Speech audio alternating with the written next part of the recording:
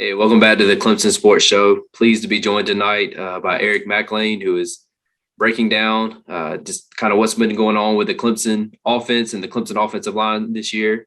No Joseph Hastings today, but we'll have Eric along, which is awesome. You know, he played at Clemson, does a great job on the ACC Network, and ESPN has an awesome podcast with Kelly Gramlich where they break down, all of the ACC, looking at Clemson and everyone else. So really appreciate him joining us. Eric, doing all right? Man, just hanging out, living the dream. Excited to be with you tonight, my man. Yes, sir. All right, so let's just start with just kind of some big picture thoughts. Just what do you feel like has been going on with the offense? What do you see that you like, which maybe isn't a ton at the moment, and then just kind of issues that you see when you look at what's going on?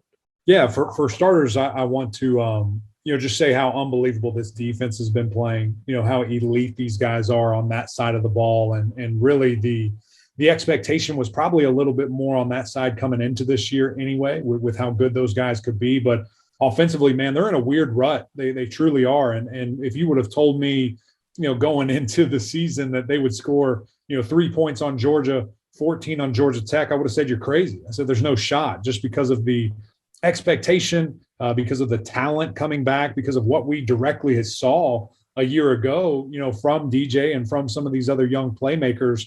I would think that there was no chance, but for whatever reason, guys not on the same page, guys not executing at the standard that has been set by the players and folks that came before them. Coaches, are they calling the play calls necessary? Are they able to call the play calls necessary? How much of the playbook do these guys have a grasp of? So talent is not an issue. The potential and ability isn't an issue. It's just all about the product and the level of execution that just is missing right now. And it's been very confusing, I think, for everybody, Matt. Yeah. So one thing I want to hit on that you just mentioned, just the play calling and kind of what you're able to do. Just do you feel like when you have an offense that is struggling to do the little things right, that it really limits what you can do from a play calling perspective? I think it's certainly a confidence thing, because you're sitting there, you call a play and you look out there and there's 3 guys doing the wrong thing.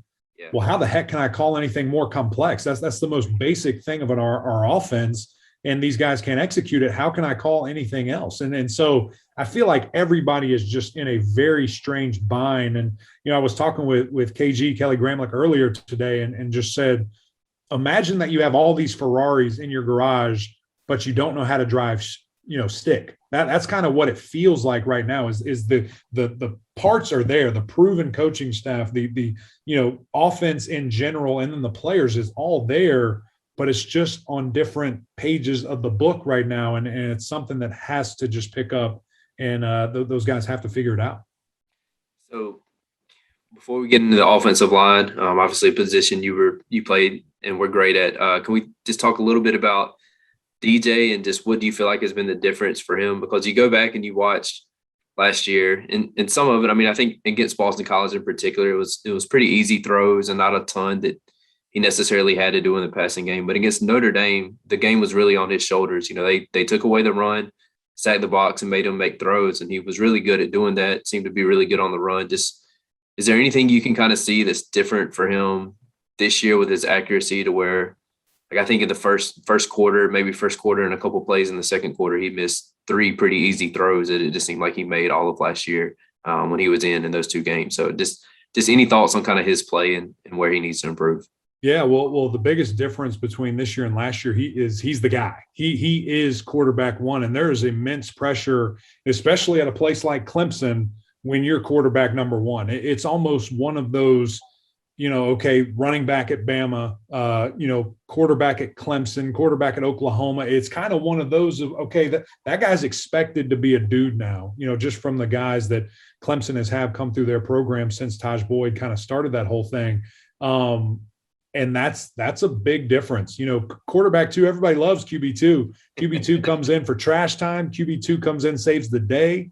Everybody loves that guy. And when you're number one, the pressure that comes with that, it's a big difference. And I think we're seeing that. I think we're seeing a little bit of a guy going through spring and fall camp and going against one of the best defenses in the country, maybe the best defensive line in the country, how many times did that guy get hit in practice or rushed in practice where he wasn't able to have a clean pocket, go through his steps and deliver strikes? I think we're seeing that directly right now. And so there's almost this lack of comfort, this lack of trust that maybe make him speed things up quicker, even if it's a clean pocket. I've seen a couple of plays, man, where he's just having happy feet and just going when he doesn't need to.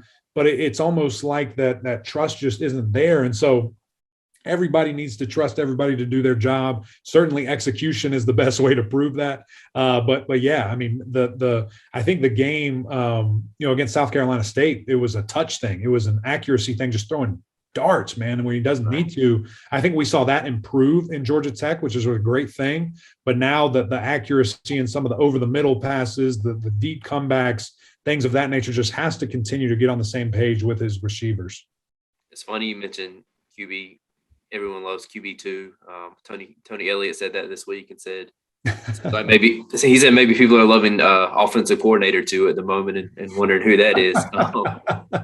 But anyway, so let's move on to the offensive line a little bit. Just obviously it's a group that hasn't really gelled. It doesn't seem like to this point. Dabo said the biggest thing right now is just miscommunication and not being where you're supposed to be, not blocking the right guy. He loves the effort, but just maybe not all being on the same page. Just is that kind of what you see and just your thoughts on the offensive line?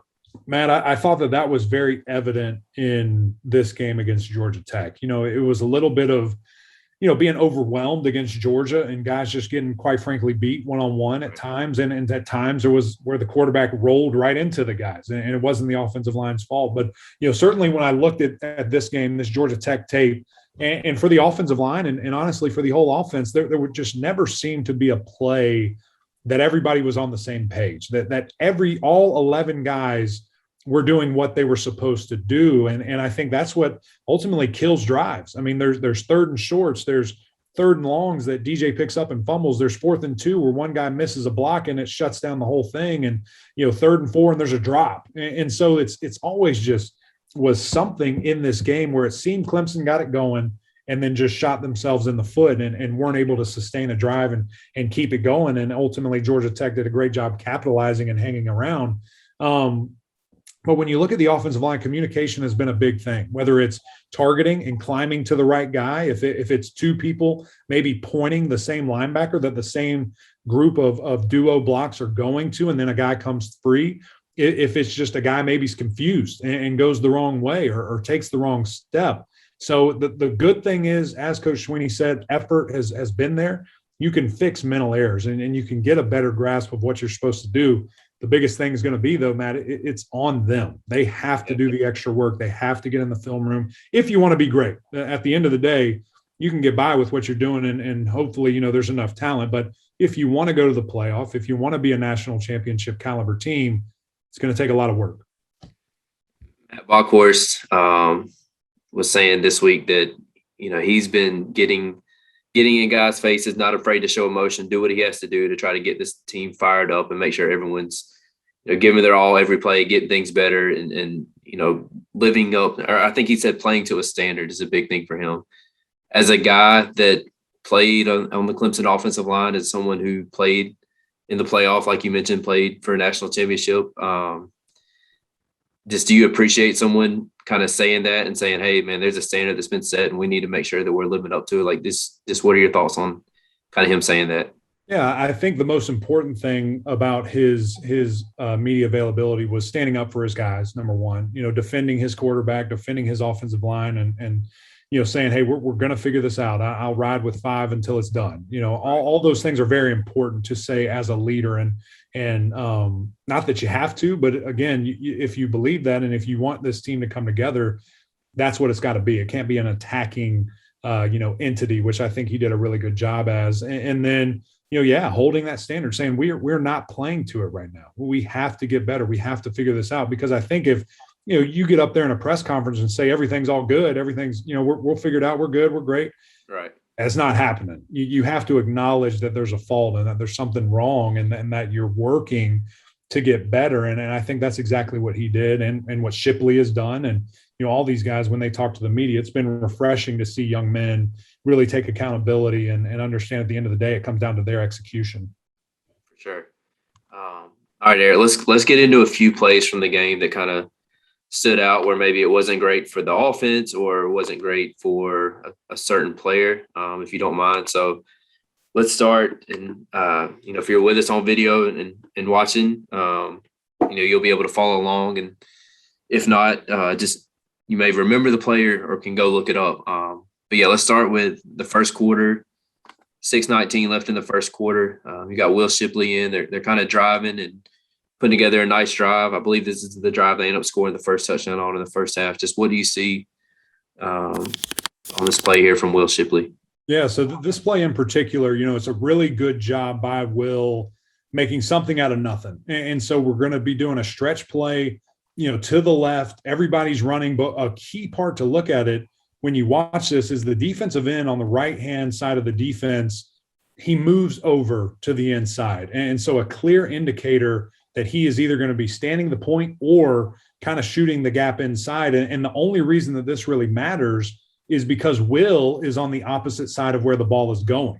And so if Will was on the left of the quarterback and it was kind of a quick pitch, that's all good. Everybody sprint left. That guy's not making the play. But with Will having to come across the play there, you would expect your left guard to take more of a board drill mentality. And instead of, really taking a bucket step and going left to run, with that guy head up in front of him and an inside nose technique over the center there, he has got to just say, okay, this is my man. I'm not going by him. I'm going through him, and take that approach to give Will Shipley some time there. Now, luckily enough, Will is a great athlete, makes something out of nothing, ends up picking up a handful of yards there, maybe 3 or 4 yards, and just showing how special he is.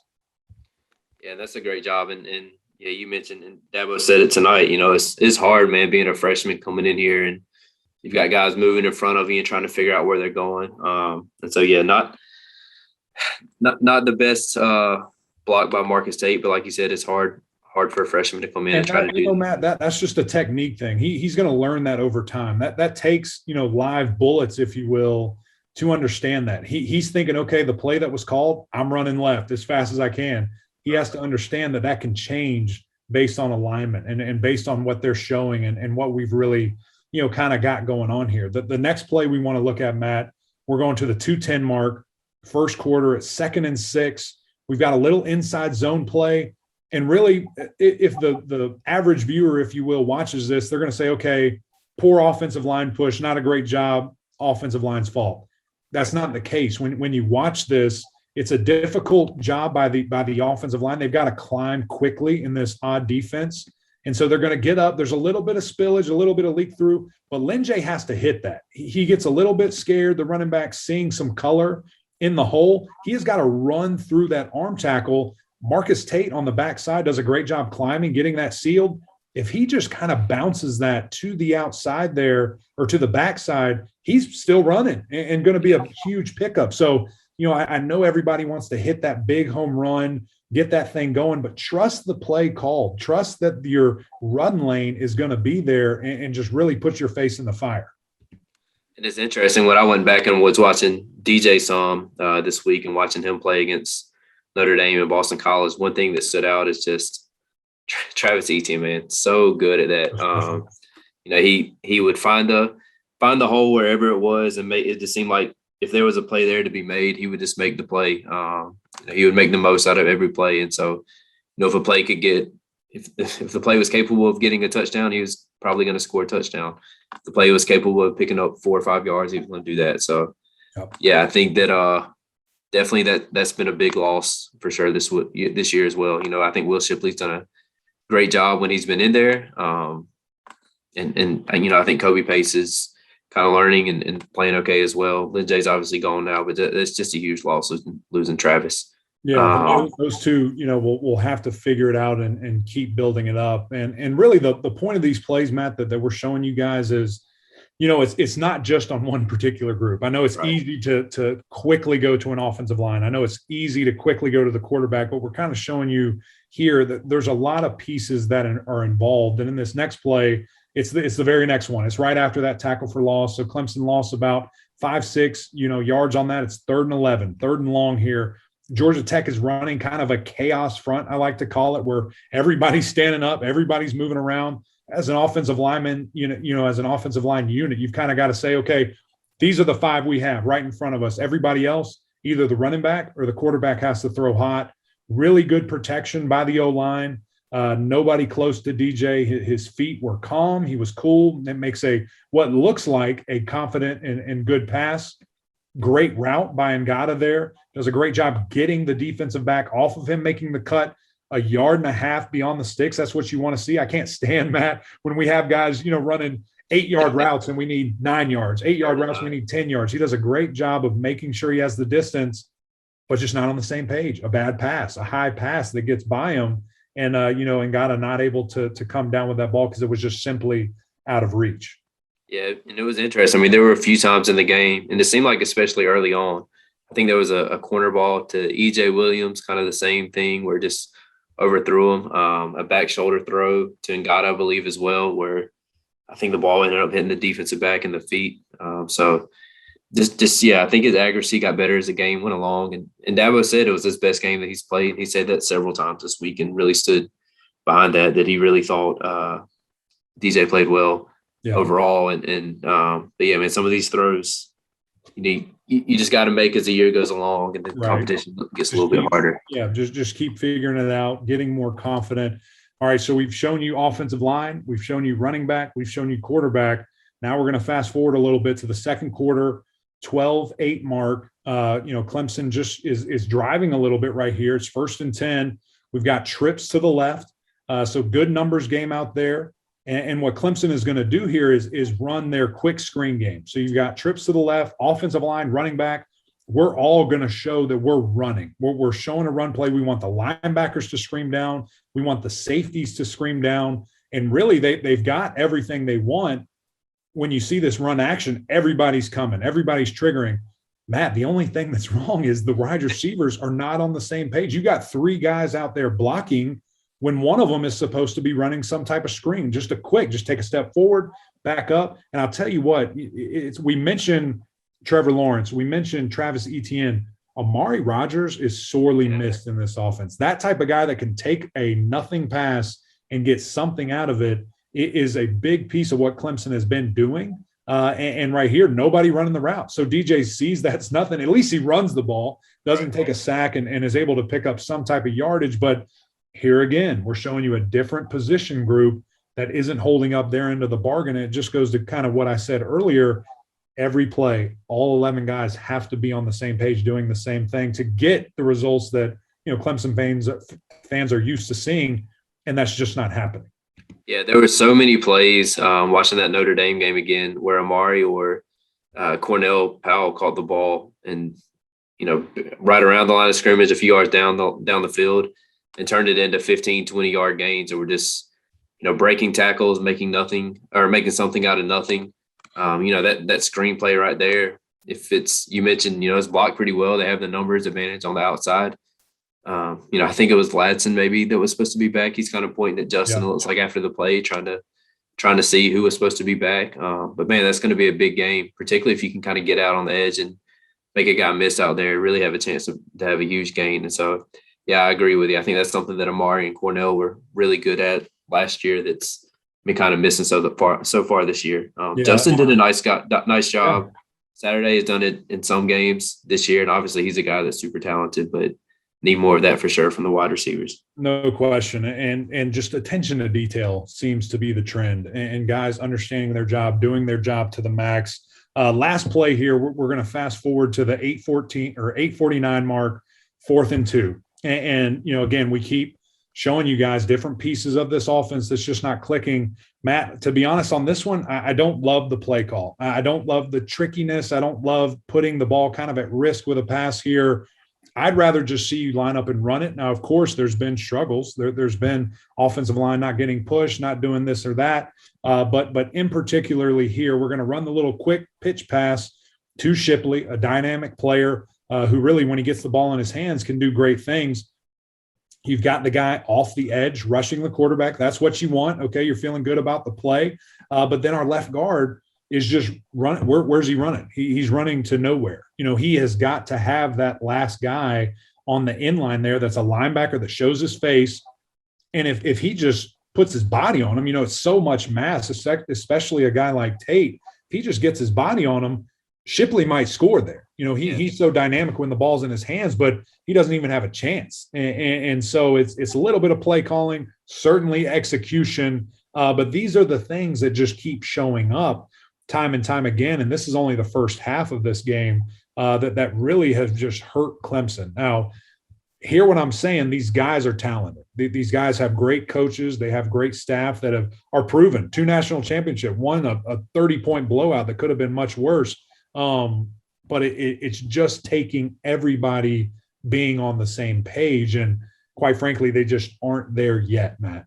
Yeah, for sure. And man, the thing with this play is, you have your left guard pulling and comes around and just doesn't, he didn't even make contact with anybody on this play. Just a complete wasted player on this play. So yeah, that was a huge play. And that's one thing the coaching staff talked about. If you go and score there, now it's 14-0, and maybe Georgia Tech's panicking a little bit and has to get out of its defensive structure and bring more pressure and can't play as much odd front and play with 3 safeties and drop an 8 and stuff. Other plays throughout the game where you just had little things, mistakes. I mean, like you said, we went through several plays here, but there were plenty more throughout the game where just little things happened that kind of kept it from allowing Clemson to get control. Maybe it's a completely different game than you're looking at just them having to change the way they're playing, having to be more aggressive and stuff. So, and I don't think we've ever seen an example. You hear coaches say this all the time, but football is a very different sport. It truly takes all 11 guys being on the same page. Basketball, you can get away with it. Baseball, certainly you can get away with it, so on and so forth. But with this game, if someone isn't doing their job, it's going to show up and it's going to hinder your team. And it's just honestly confusing at the end of the day when you understand the standard that is set and the expectation that I know is set by the players of themselves and of the coaching staff to see, honestly, this type of sloppy play. It's a long season. They have a big one this weekend in Raleigh that NC State's going to be ready. You best believe that these boys are going to want this win. And Coach Dave Doran, who is 0-8 against these guys, the Clemson Tigers, he's going to be pushing those guys saying, hey, if there's a year to do it, it's right here. So the Tigers need to figure it out in a hurry as they travel to Raleigh this weekend. Yeah, I was going to say, let's wrap up with that. Just your thoughts looking at this game, just your thoughts on playing at NC State. I've heard that's a really tough place to play, a really tough environment. Where in the press box, it's a closed air press box, so it's really hard to kind of get a whole lot out of the environment. Up, right? It's pretty up there. Pretty far out there. But just what's it like playing there and just your thoughts on kind of this game?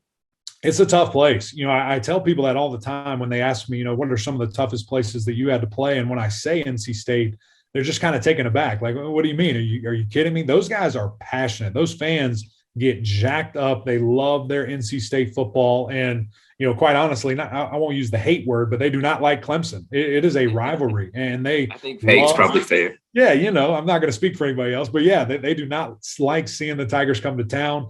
They want to beat them every single time. And of course, it's been a little one-sided recently, but they are going to come and try to be a difference in this game. And they have the ability to do that. I am a little disappointed it's not a night game. I think we would see just a madhouse at Carter Finley, but it's going to be a tough place to play and really Clemson's first true road game. I know Charlotte was maybe 50-50 or 60-40, pretty close to in the middle there. This will be another, interesting test to see, how do the Tigers play and how do they react to this environment. NC State has a solid, balanced attack on offense. They're going to try to run the ball and throw the ball extremely effectively. I've got a trio of running backs that are, just really dangerous, headlined by kind of, Ricky Person there and Bam Knight, and then Devin Leary that can hurt you a multitude of ways with his great wide receivers. And then a defense that really can – I'll be very interested to see how much of Georgia and Georgia Tech's game plan do they try to emulate.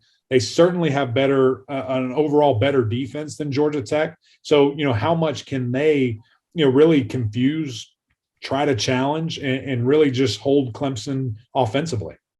Yeah, awesome, man. Well, great stuff there. Great stuff throughout this podcast. Really appreciate you joining us. Check out Eric, like we mentioned earlier with this podcast with Kelly Gramlich, does it 3 times a week. It's awesome stuff. Obviously on the ACC Network, breaking everything down. So, yeah, check out check out all of that. Please, check out ClemsonSports.com as well. Come subscribe. It's $10 for a year. Eric hangs out on the message boards and Kelly some as well. Just dropping by and offering thoughts at times. And, Joseph Hastings, our recruiting reporter, is there, does a great job breaking news, and I'm there providing team coverage as well. So I hope y'all come join. Appreciate y'all listening to this podcast, and we'll talk to you next time.